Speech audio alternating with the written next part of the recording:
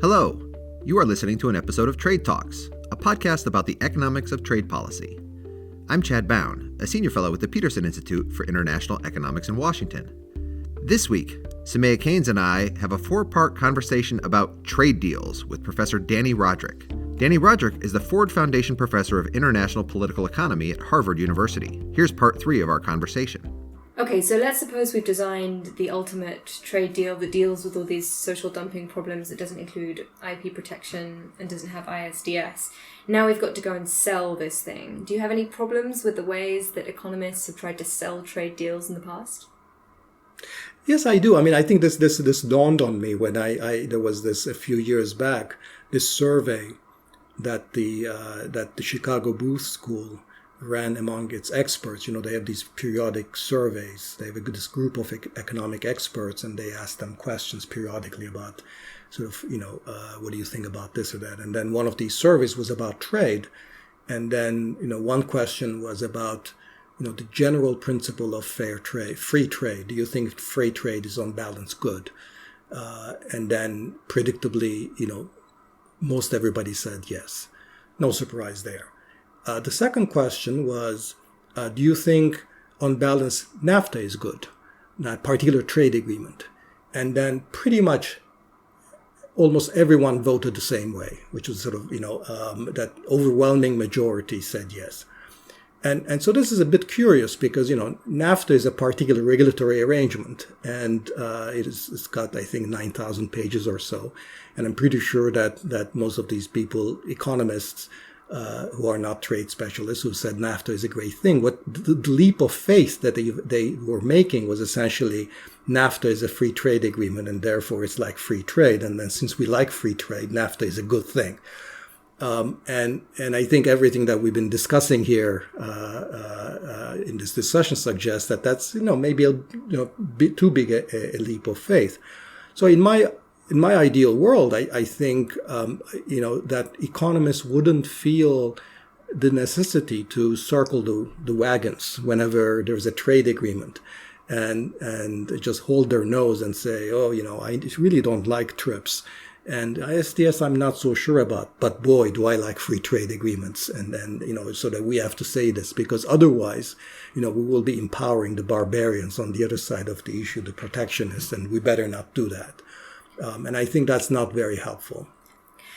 So one of the ways that economists who know slightly more about free trade deals than the general body of economists, one of the ways that they've tried to sell trade deals is to talk about the number of winners from these deals, the number of extra jobs that might create, the extra opportunities they might generate.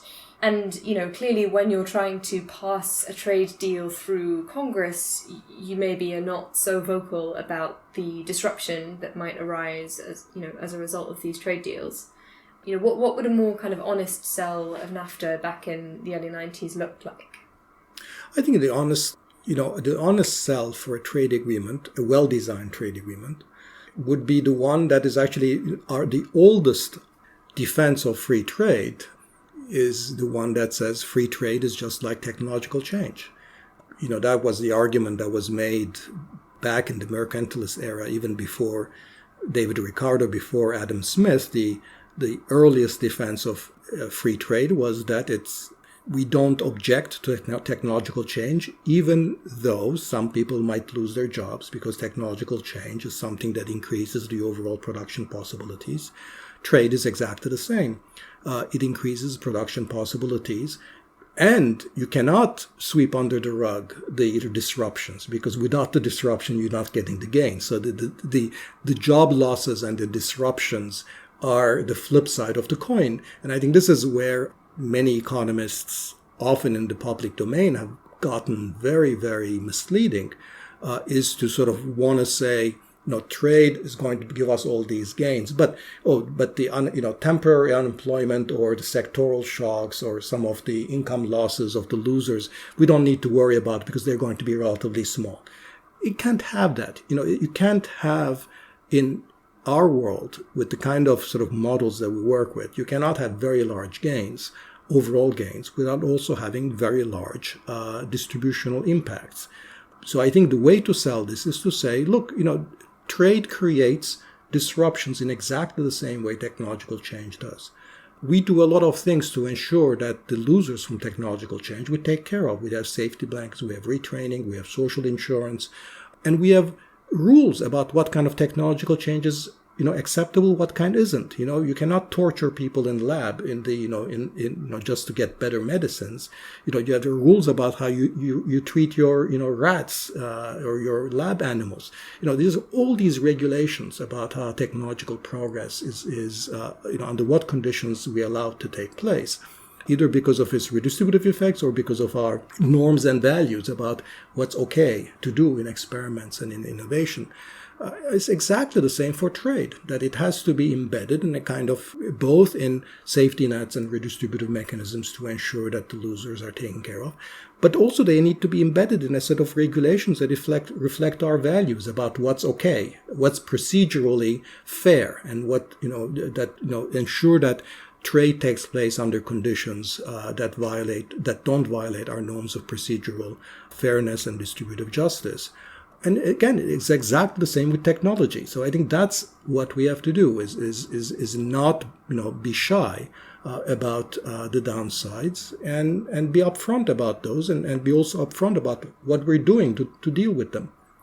So if we go back to the question of NAFTA in the mid-1990s and that discussion, or China's entry into the WTO, which subsequently was a big trade shock for the United States, and there's a lot of empirical research that's tracing that to dislocation, the lack of adjustment. What's the underlying problem there in the solution? Is it the trade deal that's to blame for this? Is it the trade? How should we be thinking about this in your mind? Who's really at fault? Yes, there's the issue of the economists not speaking out enough, but in terms of policy, what's the right policy response to deal with these kinds of questions? Well, I think the right answer depends on which shock we're talking about. So I think going back to the China shock, I think in the 1990s and 2000s, the U.S. had the option, in principle, of going the European way on trade. The European way on trade was that essentially Europe opened up to trade much earlier, partly because they're smaller countries, so more exposed to trade. U.S. really didn't become an open country until it really became confronted with trade with Mexico in the context of NAFTA, and then China's entry into the WTO and China's growth. At that point, the road not taken for the United States was to essentially do what Europe did, which is to erect the kind of welfare state and safety nets that were embedded in a kind of political compromise and therefore credible, not like TAA, here today, gone tomorrow, underfunded, completely ineffective. Just like TAA's trade adjustment assistance. Right. If that path had been taken, I don't think trade with Mexico or China would have become politically nearly as salient and had played the role that they did in the 2016 election. In Europe, the issue of trade with low-wage countries is a non-issue politically. It's not that trade agreements are not politically salient, but there in Europe, the discussion is very different. In continental Europe, it's really about the rules. It's about ISDS. It's about product harmonization. But it's not about trade with China. And I think that's largely because the welfare state took care of that. In the United States, that's still very much a live issue because, the U.S. did not go the European way. But that's in the 1990s and 2000. And I think, sort of right now we're in a very different situation. Right now, the issue of compensation, I think time has gone and passed. The U.S. is not going to erect a welfare state. I think any promise to be more effective, more generous with compensation is not going to work. There's an interesting empirical point here, which is that if you actually compute the amount of redistribution that would be required to compensate people, even at relatively minimal excess burden of taxation for redistributive purposes, you exhaust the gains from these trade agreements very, very quickly, which is another way of saying that our trade agreements are largely redistributive. That is, they're creating very little net gain, very little gains from trade relative to redistribution. And the redistribution is so much that if you really weren't serious about compensating the losers, you'd be exhausting the gains from trade very quickly under very moderate assumptions about excess burden. Therefore, both economically and politically, economically because the cost is too high, politically because of the lack of credibility, compensation is not what's going to solve the problem here. So therefore, the question about, TPP or the trade agreements right now, I think we need to go back to the drawing board. And what I would say there is, A, you need breathing room. You need, right now, it's not even a fifth order priority for the United States to sign a TPP. I think there's a lot that needs to be done domestically. Let's not waste any political capital on international trade agreements. The world economy is open as it is. The challenge is not to make it more open. The challenge is to make sure that we have enough legitimacy and trust in the system, that we don't go back to really a lot of protectionism. And the task there is going to be mostly doing the right things domestically. Trade agreements, trade deals are really, our second or third degree of importance right now. So let's not put them on our priority list. And secondly, when we get back to negotiating trade agreements, I think we frankly need to take another look at what is it that we're negotiating. Let's negotiate areas where there are real gains, not all the stuff where it's mostly redistributive or creating and distributing rents. And let's ensure that there are balanced trade deals where labor and consumer groups and society at large feel that they have a real stake in these things, that it's not just against special interests. So there's a lot of rethinking that needs to be done about these agreements too. But again, I'm saying, I don't think this is where the really issue is right now.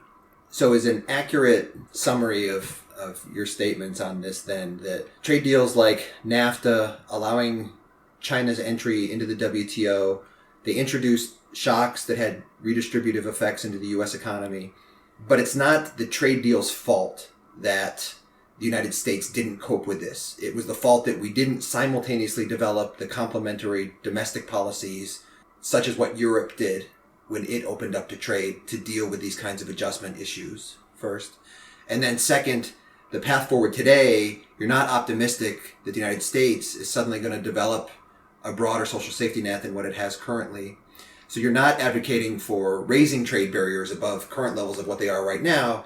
You're just saying, let's put a pause on this forward continued push on negotiating even more trade deals until we get our priorities straight. Maybe we can get the broader redistributive mechanism, the social safety net in place, and then we can restart that engine.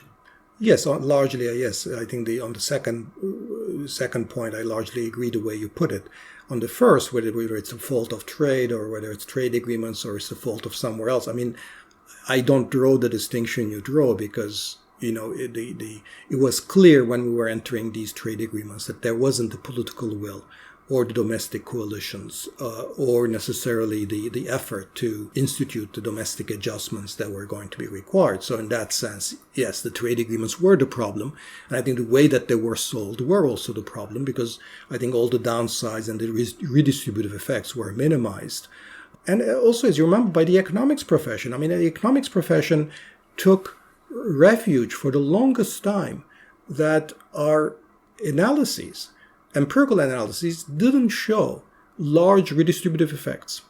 And they didn't until after, it turned out that you needed to unleash some labor economists, and with some, that actually differentiated about different spatial labor markets, introduce additional margins into the analysis to really pick up large distributive effects that were hidden from view to us because we were dealing things with at two aggregate levels, simply distinguishing between skilled versus unskilled labor, without looking at regional or spatial differences or different communities. So you're talking about the sort of Otterborn and Hansen China shock line of research there. So you may not be a fan of how trade deals have been done in the past. Could you talk about what problems you have with the Trump administration's trade agenda? Trump's trade agenda, I think, is explicitly mercantilist. They look at trade essentially as a zero-sum thing. And for them, trade means, just creating markets, outside for U.S. corporations, giving in as little as possible on import liberalization, and to the extent possible, ensure that the U.S. does as little as possible while other countries do the most. So I think, there's nothing to like about this kind of mercantilist trade agreement, because it's not sustainable. That's not where the gains are going to be. And it has really nothing to recommend itself, especially since we know that Trump's objective is not really to improve the well-being of workers in the United States, because if it were, he has a lot of chance to do things domestically with his tax policy, with his infrastructure policy, with his policies on domestic regulations and health insurance, that he's not just not doing, is completely going in the opposite direction. So we know that that's not. His intentions are not to improve the well-being of the average American worker and family, and his trade agreements are simply just completely out of the mercantilist playbook. And so I find nothing to like about it. Wonderful. Economists, the Trump administration, we're unhappy with a lot of people. Dani, thank you so much for joining us. Thanks, Dani. It was a pleasure. Thank you. Good to talk to you both. And thanks also to the Julis Rabinowitz Center for Public Policy and Finance at Princeton University's Woodrow Wilson School. Thanks to them for hosting a conference that brought the three of us together. As usual, if you have any comments or feedback, then do get in touch. On Twitter, I'm at Chad Bown. And we're on @trade__talks. That's not one, but 2 underscores, @trade__talks. That's because a two-handed economist always beats a one-handed economist.